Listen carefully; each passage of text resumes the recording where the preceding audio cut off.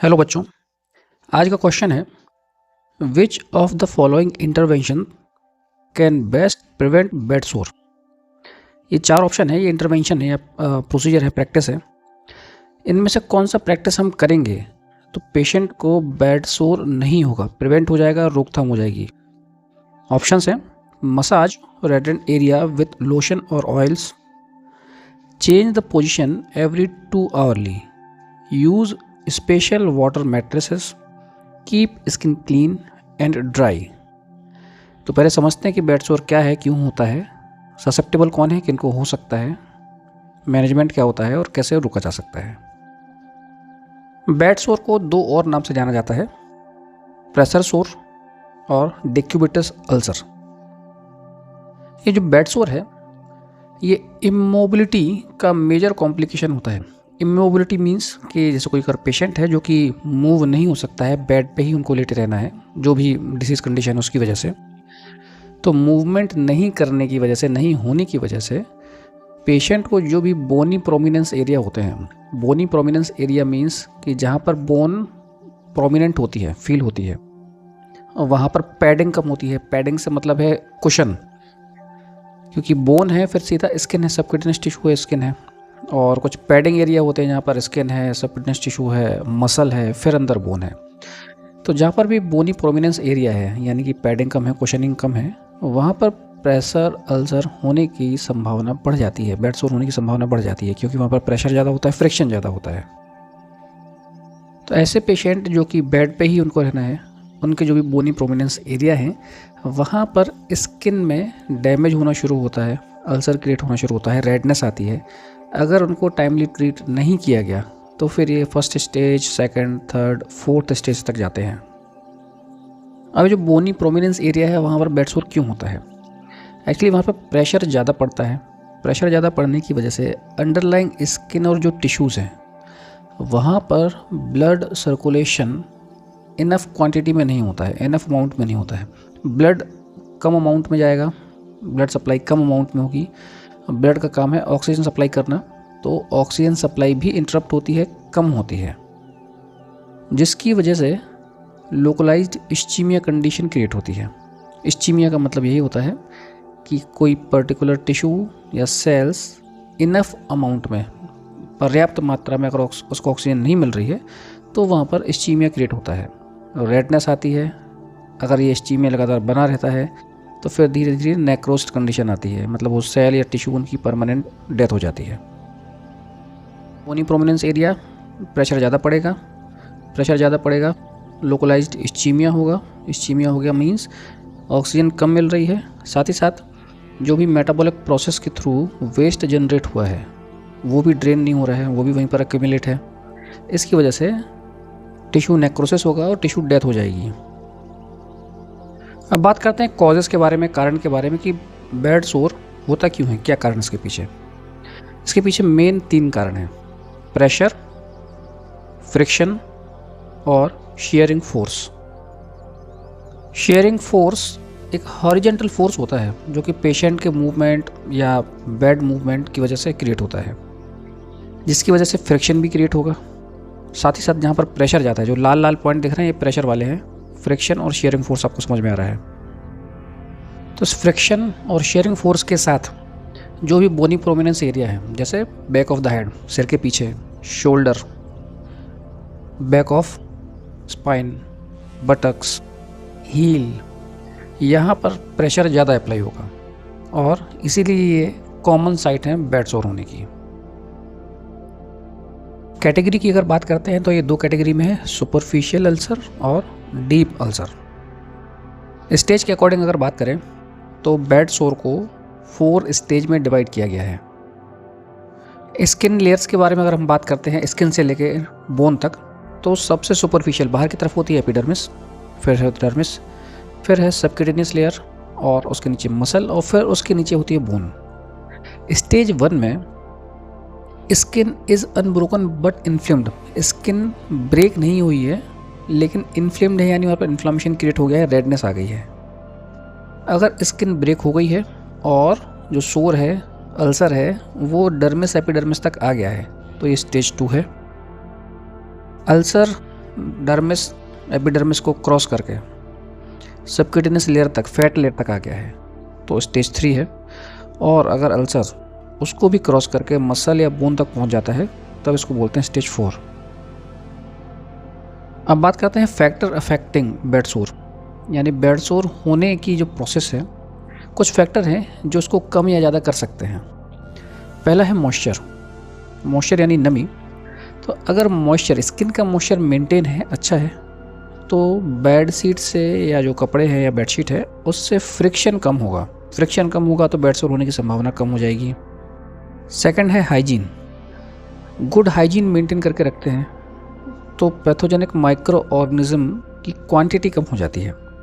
अब जो इस्चीमिक टिश्यूज़ होते हैं जहाँ पर इस्चीमिया हुआ है वहाँ पर बैक्टीरिया लोकलाइज्ड ग्रोथ कर पाते हैं, क्योंकि उनके लिए अच्छा मीडियम मिल जाता है ग्रो करने के लिए। अगर बैक्टीरिया प्रेजेंट हैं तो बेड सोर की सीवियरिटी भी बढ़ जाती है और उसका जो डेवलपमेंट या जो हम बोल सकते हैं स्पीड भी बढ़ जाएगी। थर्ड है न्यूट्रिशन। अगर न्यूट्रिशन पेशेंट का सही नहीं रहा, माल न्यूट्रिशन वाली कंडीशन में है, इनएडिक्वेट न्यूट्रिशन है, तो उसकी वजह से वेट लॉस होगा, मसल एट्रोफी होगी। मसल एट्रोफी मतलब साइज़ में कम हो जाना, and loss of subcutaneous tissue. जो सबक्यूटेनियस टिश्यू हमने देखा था एक पैडिंग होती थी जो स्किन के स्ट्रक्चर में, एपिडर्मिस, डर्मिस, फिर सबक्यूटेनियस टिश्यू जो फैट लेयर होती है, तो वो भी कम हो जाएगी। अब वो कम होगा तो पैडिंग कम हो जाएगी। पैडिंग कम होने की वजह से स्किन और बोन के बीच में जो डिस्टेंस था वो कम होगा और बोनी प्रोमिनेंट एरिया वहाँ पर डेवलप होगा, जिसकी वजह से फ्रिक्शन, प्रेशर बढ़ेगा, प्रेशर की वजह से फ्रिक्शन बढ़ेगा, उसकी वजह से फिर बेड सोर जल्दी हो सकता है। पेशेंट अगर एनीमिक है तो एनीमिया होगा, यानी कि ब्लड की या खून की कमी, जिसको हम जनरल भाषा में बोलते हैं। अब ब्लड का या जो हीमोग्लोबिन का काम है, इसका काम होता है, ब्लड में जो हीमोग्लोबिन है उसका काम होता है ऑक्सीजन डिलीवर करना। अब पेशेंट को एनीमिया है, ऑक्सीजन डिलीवर करने के जो कंटेंट हैं या जो ऑक्सीजन डिलीवर करते हैं उनकी क्वांटिटी कम है, ऑक्सीजन कम ही डिलीवर होगा। ऐसे एरिया जहाँ पर प्रेशर ज़्यादा पड़ रहा है, इस्चीमिया क्रिएट हो रहा है, वहाँ पर पहले से ही ऑक्सीजन की कमी है, ऑक्सीजन की डिमांड बढ़ी हुई है, लेकिन ऑक्सीजन सप्लाई करने वाला कंटेंट भी कम हो गया है, तो उसकी वजह से भी बेड सोर होने की संभावना या जो स्पीड है वो बढ़ जाएगी। फिर लास्ट जो मेन कॉज है वो है मोबिलिटी, मूवमेंट। कुछ ऐसी कंडीशन जिसमें पेशेंट लगातार लंबे समय तक बेड पर एक ही पोजीशन में लेटा रहता है, उनको बेड सोर होने की संभावना बढ़ जाती है। नॉर्मली होता क्या है कि कोई पर्सन, जैसे आप और हम लेटे हुए हैं, एक ही पोजीशन में कभी लंबे समय तक लेटे रहते हैं तो फिर अपन को दर्द होने लगता है, तो हम पोजीशन चेंज कर लेते हैं, करवट ले लेते हैं, डिस्कम्फर्ट होता है उसकी वजह से। तो जो एक ही जगह पे लगातार प्रेशर बना हुआ था वो प्रेशर फिर हट जाता है। लेकिन अगर किसी को सेंसरी डिस्टर्बेंस है, पैरालिसिस की कंडीशन है, एक्सट्रीम वीकनेस है, कोमा में है पेशेंट, बेहोश है, तो ऐसी कंडीशन में पेशेंट उस कंप्रेशन या जो टिश्यू कंप्रेशन हो रहा है उसको रिस्पॉन्स नहीं कर पाता है, मूव नहीं कर पाता है। इसकी वजह से पेशेंट को बेड सोर होने की संभावना बढ़ जाती है। अब बात करते हैं पेशेंट एट रिस्क, यानी कि किन पेशेंट को बेड सोर होने की संभावना ज़्यादा होती है। इसमें सबसे पहले हैं पैरालाइज्ड पेशेंट, हेमीप्लीजिया है, पैराप्लीजिया है, क्वाड्रिप्लीजिया है, किसी प्रकार का कोई भी पैरालिसिस कंडीशन है, स्पाइनल कॉर्ड इंजरी है, तो ऐसी कंडीशन में पेशेंट का सेंसरी लॉस्ट हो जाता है और साथ ही साथ मोटर फंक्शन भी लॉस्ट हो जाता है। लगातार प्रेशर बढ़ा है, टिश्यू कंप्रेशन हो रहा है, तो उनको फील नहीं होता है, फील भी नहीं होता, अगर फील हो भी तो मूवमेंट भी नहीं कर पा रहे हैं, वो दोनों कंडीशन है। तो ऐसे पेशेंट सबसे ज़्यादा बेड सोर के रिस्क में होते हैं। Patient with reduced level of awareness, patient जो कि अनकॉन्शियस हैं, हैवीली सेडेटेड हैं, ऐसे पेशेंट को एहसास नहीं होता है कि उनको पोजीशन चेंज करना है। साथ ही ऐसे पेशेंट जो कि मालनरिश्ड हैं, इनसफिशिएंट डाइट लेते हैं जिसमें प्रोटीन नहीं है, विटामिन सी नहीं है। विटामिन सी एक गुड हीलर होता है, सिट्रस फूड जितना भी रहता है। अगर विटामिन सी की कमी है, मालन्यूट्रिशन पेशेंट है, ऐसे पेशेंट ज़्यादा रिस्क में हैं। अच्छा न्यूट्रिशन, अच्छी हीलिंग, ठीक होने की जो दर है टिश्यू की, उसको प्रमोट करता है। ओल्ड एज पेशेंट, जिनकी एज काफ़ी ज़्यादा है, जिनको मोबिलिटी में या मूवमेंट होने में प्रॉब्लम है, ऐसे पेशेंट जो किसी दूसरे के ऊपर डिपेंड है मोबिलिटी के लिए, जो बेड पे हैं या व्हील चेयर पर रहते हैं, दूसरे कोई आएंगे तब उनको मूव कराएंगे, इन पेशेंट में बेड सोर होने की संभावना बढ़ जाती है। तो इस प्रकार के अगर कोई पेशेंट हैं जिनको बेड सोर होने की संभावना है, तो पहला जो हमारी की है वो है रेगुलर असेसमेंट। पेशेंट को लगातार हमको असेस करते रहना है, कहीं कोई सोर डेवलपमेंट तो नहीं हो रहा है।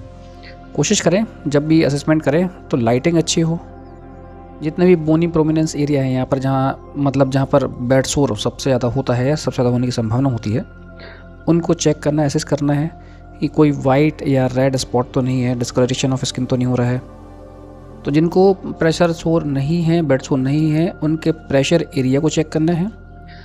जिनको बेड सोर हो गया है, जिन पेशेंट को, तो उनके बेड सोर को इंस्पेक्ट करना है कि अमाउंट कितना है, कलर, कंसिस्टेंसी, ओडोर, जो भी ड्रेनेज अगर आ रहा है तो उसकी ओडोर कैसी है। अब बात करते हैं प्रिवेंशन की कि बेड सोर को होने से कैसे रोका जा सकता है। तो उसमें सबसे पहले है, जो मेन की है वो है बॉडी रीपोजिशनिंग, यानी हर 2 घंटे में पेशेंट की बॉडी को मूव करते रहना है, मूवमेंट करते रहना है, रीपोजिशनिंग करते रहना है। रीपोजिशनिंग करते समय ध्यान रहे कि पेशेंट की बॉडी अलाइनमेंट में ही रहे।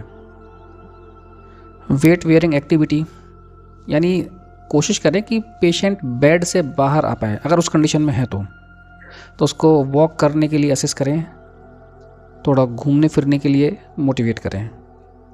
अगर अब इतनी मोबिलिटी या इतना पेशेंट एबल नहीं है करने के लिए, तो हम पेशेंट को बेड पर बैठा के रख सकते हैं, असेस करके, पकड़ के। स्टैंडिंग, खड़े होने में हेल्प कर सकते हैं। मैनिपुलेशन ऑफ एनवायरनमेंट, एनवायरनमेंट अच्छा रखें पेशेंट का। पेशेंट की जो बेडशीट है उस पर रिंकल्स ना हो, बेडशीट स्मूथ हो। पेशेंट के लिए वाटर मैट्रेस यूज़ कर सकते हैं, एयर मैट्रेस भी आती है, हवा वाले गद्दे, पानी वाले गद्दे, वो भी आते हैं, उसमें फ्रिक्शन कम होता है तो उनको भी यूज़ किया जा सकता है। हाइजीन मेंटेन करके रखना है, पेशेंट की स्किन क्लीन और ड्राई रहे। पेशेंट लंबे समय तक बेड पे रहते हैं तो जो बैक केयर प्रोसीजर होता है नर्सिंग में, बैक केयर प्रोसीजर करें। पेशेंट की स्किन को क्लीन रखना है, ड्राई रखना है, और पाउडर यूज़ करना है। पाउडर का काम क्या रहता है, या पाउडर क्या हेल्प करता है? पाउडर फ्रिक्शन, लुब्रिकेशन प्रोवाइड कर देगा है, और फ्रिक्शन जो है वो कम से कम होगा।